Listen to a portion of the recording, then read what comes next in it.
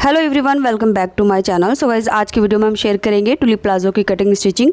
सो ये एक requested video है। मेरे सब्सक्राइबर ने मुझे इस तरह की एक पिक सेंड की थी। सो इसमें आप देख सकते हैं बिल्कुल नॉर्मल हमारा ये प्लाजो है, बट फ्रंट से जो इसकी शेप है वो टुलिप है। सो ये प्लाजो बनाने के लिए मैंने 2 मीटर सिल्क क्रैप फैब्रिक ले लिया है। फैब्रिक आप अपनी पसंद से कोई भी ले सकते हैं, सिर्फ हमें 2 मीटर फैब्रिक की ज़रूरत पड़ेगी 40 इंच लेंथ तक के लिए प्लाजो बनाने के लिए।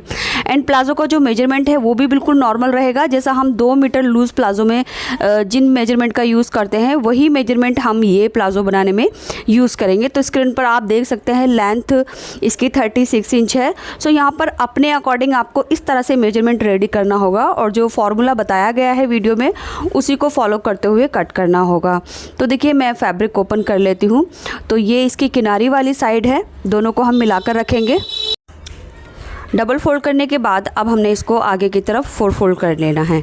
तो यहाँ पर आप देखेंगे कपड़े को भी हमने उसी तरह से फोल्ड करना है जैसे हम 2 मीटर का लूज़ प्लाजो बनाते हैं, सेम उसी तरह से हमने कपड़े को फोल्ड कर लिया है। आगे की साइड में हमारी ओपन साइड है ये वाली, जहाँ पर हमारी 4 लेयर है फैब्रिक की, एंड पीछे की तरफ ये फोल्डेड साइड है।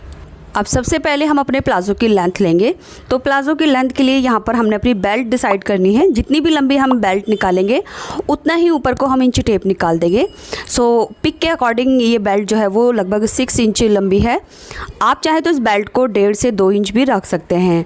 सो यहाँ पर जितनी भी लंबी आपको बेल्ट निकालनी है उतना ही हम इंच टेप को ऊपर की तरफ निकाल देंगे।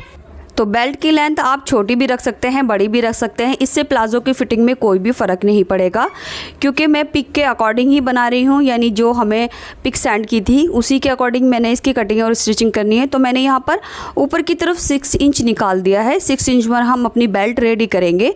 इसके बाद नीचे की तरफ से अपने प्लाजो की रेडी लेंथ ले लेंगे एंड उसमें हम 1 इंच प्लस कर लेंगे मार्जिन के लिए, यानी जो ऊपर नीचे से आधा इंच सिलेगा तो इसमें 1 इंच हम एक्स्ट्रा कर लेंगे।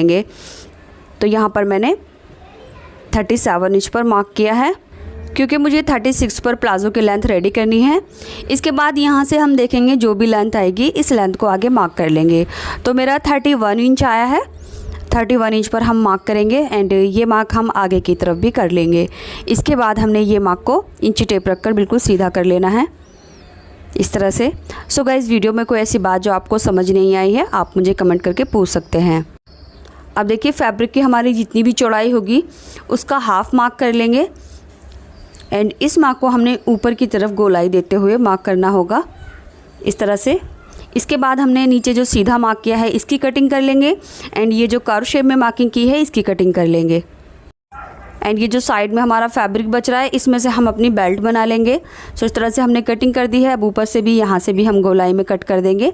कटिंग करने के बाद ये हमारे जो सेंटर के नॉचेस हैं फोल्डर साइड में वो लगा लेंगे। इसके बाद हम इसको ओपन करेंगे। ये अभी 4 फोल्ड है। सो अब हमने इसको ओपन कर लिया है। तो ये सेंटर के हमने जो नॉचेस लगाए थे यहाँ पर मार्क कर लेते हैं। तो अब देखिए, ये हमारा डबल फोल्ड है। अब देखिए, ऊपर की तरफ यहाँ से हम एक मार्क करेंगे। सो ये मार्क हमने हिप के अकॉर्डिंग करना है। हिप के राउंड को हम 4 से डिवाइड करेंगे एंड उसमें 2 इंच प्लस कर लेंगे। तो मैं 36 इंच हिप के लिए बना रही हूँ, तो 36 का 4 पार्ट हुआ 9 इंच। तो 9 इंच में मैं 2 इंच प्लस कर लूँगी जो हो गया 11 इंच। सो 11 इंच की विड्थ पर मैंने यहाँ पर एक मार्क किया है। इसके बाद मैं 1 इंच और प्लस कर लूँगी, क्योंकि दोनों साइड से हमारा हाफ इंच फोल्डिंग में जाएगा। तो ये टोटल हमारा 12 इंच पर मैंने मार्क किया है। अब यहाँ से कपड़े को हम फोल्ड कर लेंगे, यानी 12 इंच के मार्क पर हमने इस तरह से फोल्ड करना है। इसके बाद आगे की तरफ जो हमारा फैब्रिक है इसको हमने इसके ऊपर ओवरलैप करना है इस तरह से। सो कुछ इस तरह से हमने ओवरलैप कर लिया है। देखिए, ये हम नीचे की तरफ जब इसको इस तरह से सीधा करेंगे तो ये कुछ इस तरह से आएगा। एंड नीचे जो हमने सेंटर का नॉचेस लगाए थे उसके जस्ट सामने ये टुलिप की शेप इस तरह से आएगी और ये ऊपर का सेंटर है। इसके बाद देखिए, इस सिरे से हमारा जो फैब्रिक है वो 2 इंच तक ओवरलैप नहीं हुआ है। सो जहाँ से ओवरलैप नहीं हुआ है ये हमारे क्रॉच की विड्थ रहेगी।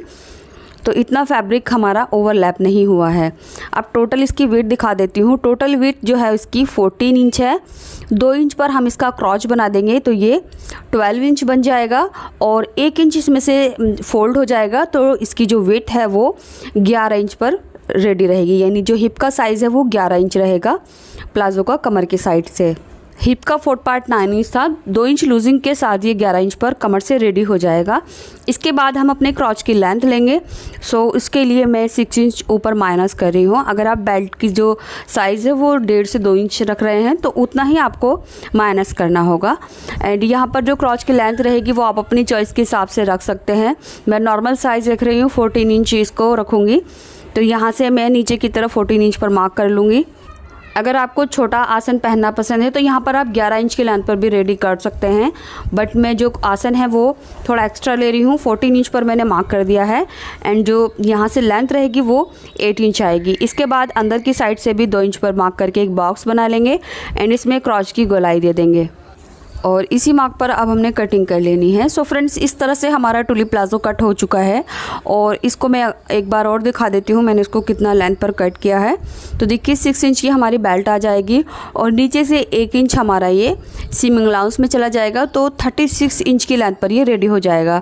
अब हमने स्टिचिंग करनी है, तो स्टिचिंग करने के लिए सिंपली इसको ओपन कर लेंगे। ये हमारा डबल फोल्ड है।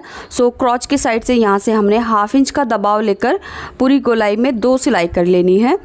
इसके बाद देखिए यहाँ से ये ओपन है तो रॉन्ग साइड में इसको 1/4 इंच डबल फोल्ड कर लेंगे। ये दोनों जो हमारे फ्लेयर हैं सो दोनों को हमने 1/2 इंच डबल फोल्ड कर लेना है। सो इस तरह से देखिए हमने क्रॉस सिल लिया है एंड यहाँ से मैंने रॉन्ग साइड में से दोनों तरफ से 1/4 इंच डबल फोल्ड कर लिया है। सो इस तरह से आप देख सकते हैं बाहर की तरफ ये रॉन्ग साइड में मैंने इसको फोल्ड किया है। अब हम इसको रॉन्ग साइड इसकी अंदर कर देंगे और राइट साइड बाहर की तरफ करेंगे। दोनों क्रोच एक दूसरे के सामने रखेंगे। इसके बाद जो हमारे बैक वाले फ्लैप हैं वो हमने फ्रंट में इस तरह से ओवरलैप करने हैं। सो देखिए ये वाली साइड को हमने क्रॉच के बिल्कुल जस्ट बराबर ला कर रखना है। इस तरह से आप देख सकते हैं पहले हमने क्रॉच के सामने क्रॉच रखा एंड बैक वाला पार्ट फ्रंट के क्रॉच के बिल्कुल बराबर मिलाते हुए यहाँ पर एक पिन लगाकर सिक्योर कर देना है एंड अंदर वाला जो सिरा है उसको भी मैं पिन के साथ सिक्योर कर दूंगी, क्योंकि ये दोनों जो सिरे हैं वो हमने सिलाई के साथ एक दूसरे के साथ जॉइन करने हैं। अब बिल्कुल इसी तरह से हम दूसरा वाला फ्लैप भी ओवरलैप कर देंगे। सो ये भी हम क्रॉच के जस्ट बराबर रखकर पिन लगाएंगे और अंदर का जो ये वाला सिरा है इस पर भी पिन लगा देंगे। मैं पिन लगाकर बता रही हूँ, आप डायरेक्ट इस तरह से रखकर भी एक सिलाई लगा सकते हैं। सो इस तरह से जहाँ जहाँ मैंने पिन लगाई है यहाँ पर हमने सिलाई करनी है। सिलाई के साथ दोनों को आगे की तरफ से हमने जॉइंट कर देना है। अब प्लाज़ो का बॉटम देखिए, बॉटम की साइड से जो हमारी टुलिप शेप है वो कुछ इस तरह से आएगी। सो ये ओपन रहेंगे क्योंकि इसी तरह के प्लाज़ो की हमसे रिक्वेस्ट की गई थी, तो सेम हम वही बना रहे हैं। इसके बाद अब हमने इसकी बेल्ट रेडी करनी है। सो यहाँ चेक कर लेंगे। देखिए मैंने 11 इंच को इस पर इसको कट किया था, तो ओपन होने के बाद ये 22 इंच हो गया है, यानी डबल हो गया है। तो बेल्ट की जो चौड़ाई रहेगी वो भी हम 22 इंच लेंगे। तो देखिए बचे हुए फैब्रिक में से मैंने बेल्ट के लिए कपड़ा निकाल लिया है। इसकी जो लेंथ है वो मैंने 8.5 इंच ली है और जो लंबाई है वो हम अपने प्लाज़ो के कमर के हिसाब से ले लेंगे। तो यहाँ से 22 इंच ले लिया है। अब इसको हम डबल कर लेंगे तो ये 22 का डबल हो गया है। इसके बाद 1 इंच और ऐड कर लेंगे क्योंकि दोनों तरफ से आधा आधा इंच हमारा सिलाई में जाएगा, तो ये जो बेल्ट है वो 22 इंच पर रेडी हो जाएगी। एक्स्ट्रा फैब्रिक यहाँ से कट कर लेंगे। सो बिल्कुल सिंपल जैसा हम नॉर्मल शलवार में अपनी बेल्ट लगाते हैं बिल्कुल वही हिसाब रखना है, उसी तरह से हमने बेल्ट रेडी करनी है। अब यहाँ से जो ओपन साइड है यहाँ से एक सिलाई कर देंगे एंड इसके बाद हम अपना नेफा फोल्ड कर लेंगे। तो लीजिए बेल्ट की हमने इस तरह से सिलाई लगा ली है और नेफा फोल्ड करने के बाद थोड़ी सी जगह हमने ओपन रखी है जहाँ से हम इलास्टिक इंसर्ट करेंगे एंड प्लाज़ो में हमने यहाँ पिन लगाई थी, यहाँ भी एक सिलाई लगा ली है। इसके बाद हमने प्लाज़ो से अपनी बेल्ट अटैच करनी है। तो बेल्ट का जो हमने सिलाई वाला पार्ट है वो फ्रंट क्रॉच के सामने रख लेंगे इस तरह से और पिन लगा देंगे। तो दोनों के सेंटर को हमने आमने सामने रखा है। इसके बाद हम बैक साइड में भी एक पिन लगा देंगे। पिन लगाने के बाद हमने इसको पूरी गोलाई में सिलाई करनी है। ये सिलाई का जो दबाव है वो हम 1/2 इंच रखेंगे इस तरह से। अब देखिए ये इसको हमने पिन लगा लिया है, सिर्फ हमने यहाँ पर एक सिलाई करनी है। तो बेल्ट अटैच करने के बाद ये हमारा कुछ इस तरह से दिखेगा। इसके बाद हम इसको सीधा कर लेंगे। तो लीजिए हमारा ये प्लाज़ो इतना रेडी हो गया है। एंड जहाँ से हमने ये जगह छोड़ी है यहाँ से हम अपनी लास्टिक इंसर्ट करेंगे। सो लास्टिक का जो हिसाब है वो हम कमर से लेंगे, यानी जितनी भी हमारी कमर है उसमें से हम 4 इंच माइनस कर देंगे और जितना भी बचेगा उतनी लास्टिक लेकर हम अपनी नेफे में लास्टिक डाल लेंगे। सो इस तरह से ये जो हमारा टुली प्लाज़ो है वो रेडी हो चुका है। अगर आप चाहें तो इसको बंद भी कर सकते हैं, यानी इसको यहाँ पर इस तरह से सेट करके ऊपर की तरफ एक सिलाई भी लगा सकते हैं। बट मैंने ये सिलाई इसलिए नहीं लगाई है क्योंकि जो रिक्वेस्ट थी वो इसी तरह के प्लाज़ो की थी, तो ये पार्ट मैंने स्किप कर दिया है।